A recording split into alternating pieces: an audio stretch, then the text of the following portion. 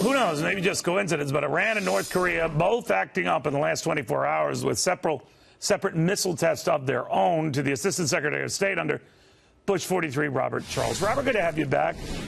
Coincidence? Thank you. Well, I think that we're operating in two different spheres with both of these countries, probably a bit of a coincidence or maybe just a copycat action. The bottom line is that this president is being judicious in the way that he interacts on the international stage, and in particular with Iran and with North Korea, as well as with China. I think in Iran they have to be especially careful right now. We have a dialogue going in North Korea, and I think behind the scenes that'll get better with time. There's a bit of an educational process going on there about giving up nuclear weapons and what happens for the better if they do that. In Iran, it's very different. I think that the president has held fire here, and I would caution Iran because I think at this moment a misstep could lead back to the kinds of things that happened in the 1980s. There were a couple of operations in the 1980s, Operation Nimble Archer, and I've talked to people involved in that operation where we took out the oil platforms that were being used to project military attacks on tankers. We also took out about half their Navy with the Operation Praying Mantis under Ronald Reagan, and that was when one of our guided missile frigates hit a mine. The Samuel Roberts hit that mine, and frankly, Iran is right at the edge right now. And we have other tools that we didn't have back then. We have cyber tools, and we have ways to deter. I would hesitate to put them out there, but I think there are some other very specific things that could happen to their nuclear program, and I would just argue that this is a time for caution on the part of Iran. I think they would be well served by listening to Secretary of State Pompeo, who has said, we have the door open. We are willing to talk about the future right now. When it moves from talk, things change radically. You know, let's move to North Korea. And you worked under both President Bush Sr. and later George W. Yes. Bush. And normally in North Korea's case, they've done stuff like this to try to force the U.S. or others coming to the table.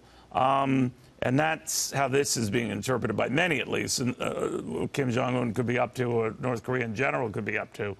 If that is the case, it's failed before, so what's to make them think it'll work this time?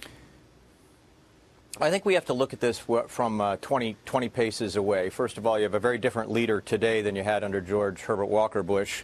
You have a young leader who, frankly, has a long future ahead of him if he makes the right choices. And I think part of our job here is to persuade him that the nuclear weapons approach, the idea of miniaturizing and trying to put them on ballistic missiles for long term, is a dead-end policy. At the end of the day, somewhere downstream, whether it's kinetic or cyber or somewhere, it leads to a preemptive act on our part, because we're not going to let a missile fly with a nuclear weapon on it.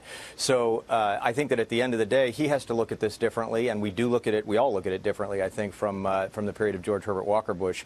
Having said that, you know, is this some sort of a prompt for us to come back to the table?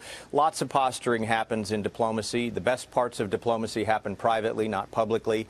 You know, this is, I think, a bit of posturing on their part. But I think that North Korea is about persuading them that the economic and even political downside is greater for them. They have greater risk by going forward with nuclear weapons than they do listening to us and looking at the incentives on the table. And, of course, the other part of this, Neil, that you know, is we really have to bring China into this conversation more thoroughly. Maybe behind the scenes, China, the China-Korea, North Korea sort of nexus is also being discussed in the context of the larger China trade agreement. But the bottom line is most of North Korea's trade is with China, and we have to pressure North Korea not to nuclearize the region, just as we have to pressure Iran not to nuclearize the region. Because if you uncap that bottle, all kinds of things happen you don't want to have happen.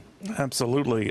Secretary, thank you. Always good seeing you. Robert Charles, worked in a variety of administrations here, so he brings some perspective that we need these days just to follow what both of these countries are up to.